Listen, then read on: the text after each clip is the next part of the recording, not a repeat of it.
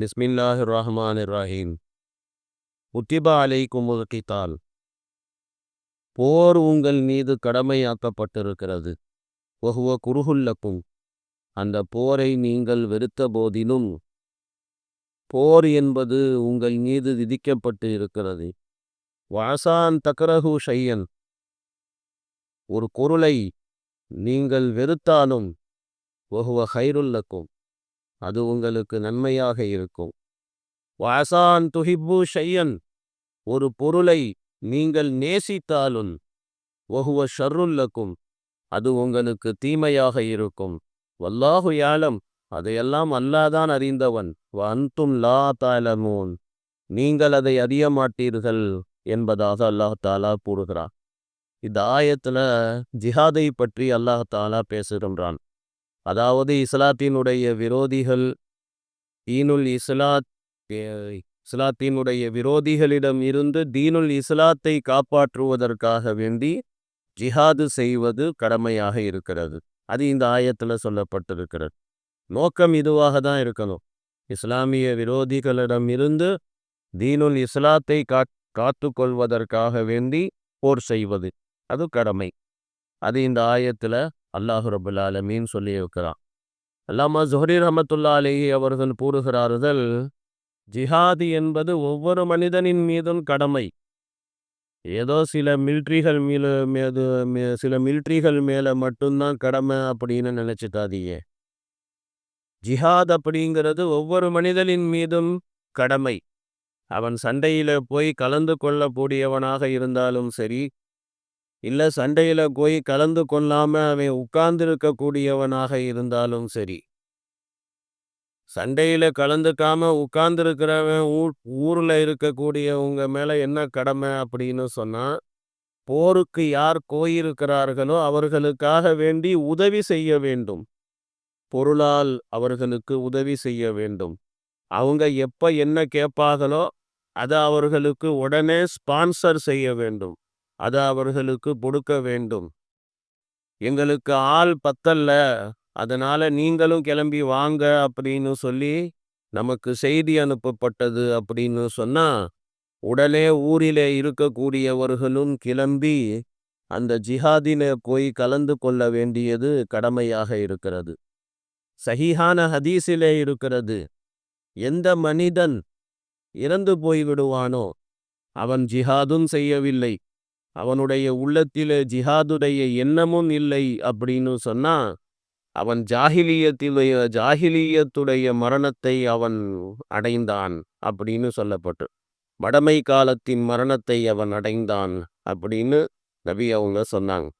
ஹதீஸிலே இருக்கிறது, மக்காவினுடைய வெற்றிக்கு பின்னால ஹிஜ்ரத் என்பது கிடையாது, ஆனால் ஜிஹாத் என்பதும் நியத் என்பதும் இருக்கின்றது. எப்போ உங்களை ஜிஹாதுக்காக வேண்டி கிளம்புங்க என்பதாக சொல்லப்படுமோ, அப்போ உடனே நீங்கள் ஜிஹாதுக்காக வேண்டி கிளம்பி விட வேண்டும் அப்படின்னு சொல்லி பெருமானார் ஸல்லல்லாஹு அலைஹி வஸல்லம் அவர்கள் மக்காவினுடைய வெற்றியின் தினத்தன்று இந்த வார்த்தைய நபி அவர்கள் சொன்னாங்க.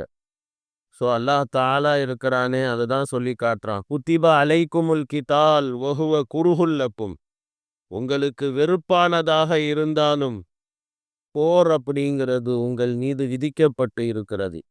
போர்னு சொன்னா கஷ்டம்தான், சிரமம்தான். சிரமம் இல்லாம போர் இருக்காது. சமயத்துல போர்ல ஷஹீதாக கூட ஆகிடுவீங்க. உயிர் கூட போய்விடும், காயங்கள் பட்டுவிடும், அல்லது உறுப்புக்கள் சேதமடைந்து விடும். பயணத்தினுடைய கஷ்டங்கள் இருக்கும், விரோதியினுடைய பயம் இருக்கும், எல்லாம் இருக்கும் தான். உங்களுக்கு வெறுப்பானதாக இருந்தாலும் போர் உங்க மேல கடமை. அல்லாஹ் ஏன் இதை கடமை என்று சொல்லுகிறான் அப்படின்னா, நீங்க கொஞ்சம் யோசிச்சு பாருங்க. வாசா அன் தக்ரஹு ஷையன். ஒரு பொருளை நீங்கள் வெறுப்பீர்கள். ஒரு பொருளை நீங்க வெறுப்பீங்க, ஆனால் வஹுவ ஹைருல்லக்கும். அது உங்களுக்கு நன்மையானதாக இருக்கும். என்ன அப்படின்னு சொன்னா, அதாவது நீங்க நினைக்கலாம் போருக்கு போகாம இருக்கிறது தான் நல்லது அப்படின்னு சொல்லி. உங்களுக்கு வெறுப்பானதா இருந்தாலும் போருக்கு அல்லாஹ் ஏன் போக சொல்றான் அப்படின்னு சொன்னா, நீங்க அந்த போரிலே ஜெயித்து விட்டால், விரோதிகள் இருக்கிறார்களே தோத்து விட்டால், அவர்களுடைய பணம், அவர்களுடைய ஆட்சி, அவர்களுடைய பிள்ளைகள் எல்லாம் உங்களுடைய பாதத்துக்கு கீழே அவர்கள் இருப்பார்கள். ஸோ அதனால தான் அல்லாஹ் தாலா இருக்கிறானே இதை சொல்றான். வஅஸா அன் தக்ரஹு ஷையன் வஹுவ கைருல் லக்கும். நீங்க வெறுத்தாலும் அதுல கைர் இருக்குது, அதுல நன்மை இருக்குது. வஅஸா அன் துஹிப்பு ஷையன். ஒரு பொருளை நீங்கள் விரும்புவீர்கள். அன் துஹிப்பு ஷையன் வஹுவ ஷர்ருல் லக்கும். ஆனால் அதிலே உங்களுக்கு தீமை இருக்கும். என்ன? மனிதன் இருக்கிறானே என்ன விரும்புகின்றான் அப்படின்னு சொன்னா, ஒரு விஷயத்த அவன் விரும்புகிறான் மனுஷன். ஆனால் அதில் எந்த விதமான மஸ்லஹத்தும் இருக்கிறது இல்லை, எந்த விதமான ஹைர் பர்க்கத்துகளும் அதில் இருக்கிறது கிடையாது. அதே மாதிரி தான் நீங்கள் ஜிஹாது செய்யாமல் இருக்கிறது உங்களுக்கு நல்லதுன்னு நீங்கள் நினைக்கலாம். ஆனால் அது எவ்வளோ பெரிய தீமையை அது உருவாக்கிவிடும் அப்படின்னு சொன்னால், நீங்க வாள் எடுக்கலன்னு சொன்னா உங்க விரோதி வாளை எடுத்து விடுவான். நீங்கள் போர் செய்யவில்லை அப்படின்னா அவன் போர் செய்து அவன் ஜெயித்து விடுவான். அவன் எவ்வளோ உங்களை போட்டு டார்ச்சர் பண்ணுவான்னா, பூமியில நீங்க பாதம் வைக்கிறதுக்கு கூட உங்களுக்கு இடம் மிச்சம் இருக்காது. அந்த அளவுக்கு உங்களை சிரமப்படுத்தி விடுவான். ஸோ அதனால நீங்க வெறுத்த போதிலும் அதுல ஹைர் இருக்குது, நீங்கள் பிரியப்பட்ட போதிலும் அதிலே ஷர்ரு இருக்கிறது அப்படின்னு சொல்லி அல்லாஹ் தாலா சொல்லிட்டு, அல்லாஹ் என்ன சொல்றான், வல்லாஹு யஅலம். எல்லா காரியங்களினுடைய முடிவை பொறுத்தும் என்ன நடக்கும் அப்படிங்கிற நாலேஜ் அது உங்களுக்கு கிடையாது. அது படைத்த ரப்புல் ஆலமீன் அவனுக்கு மட்டும்தான் இருக்கின்றது. அவன்தான் ஒவ்வொரு காரியத்தினுடைய முடிவும் என்ன அப்படிங்கிறது அது அவனுக்குத்தான் தெரியும். இது நல்லதா அல்லது இது கெட்டதா அப்படிங்கிறது அவனுக்குத்தான் தெரியும். எது மனிதனுக்கு நல்லதோ அதைத்தான் அல்லாஹு ரப்புல் ஆலமீன் மனிதனுக்கு கட்டளையிடுகின்றான். மூமின்களுக்கு அல்லாஹ் கட்டளையிடுகின்றான். எந்த காரியத்திலே மூமின்களுக்கு இம்மையிலும் மறுமையிலும் நல்லதாக இருக்குமோ அதை தான் அல்லாஹ் தாலா இருக்கின்றானே கட்டளையிடுகின்றான். ஸோ அல்லாஹ் என்ன கட்டளையிடுகின்றானோ அதை உள்ளத்தாலும் உயிராலும் நீங்கள் ஏற்றுக்கொள்ள வேண்டும். அல்லாஹ்வினுடைய ஒவ்வொரு கட்டளைகளையும் விசாலமான நெற்றியோடு அதை நீங்கள் ஏற்றுக்கொள்ள வேண்டும்.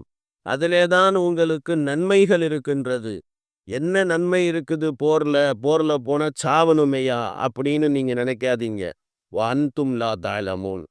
நீங்கள் அதை அறிய மாட்டீர்கள் அப்படின்னு சொல்லி அல்லாஹ் ரப்புல் ஆலமீன் ஜிஹாதினுடைய முக்கியத்துவத்தை அல்லாஹ் இந்த ஆயத்துல அல்லாஹ் தாலா பேசி காட்டுகின்றான். பிறகு அல்லாஹ் ரப்புல் ஆலமீன் யஸலூனக அனி ஷஹரில் ஹராம் யஸலூனக அனி ஷஹரில் ஹராமி கிதாலின் ஃபீ குல் கிதாலுன் ஃபீஹி கபீர் வஸத்துன் அன் சபீலில்லாஹ் வகுஃபுரும் பிஹி வல் மஸ்ஜிதில் ஹராம்.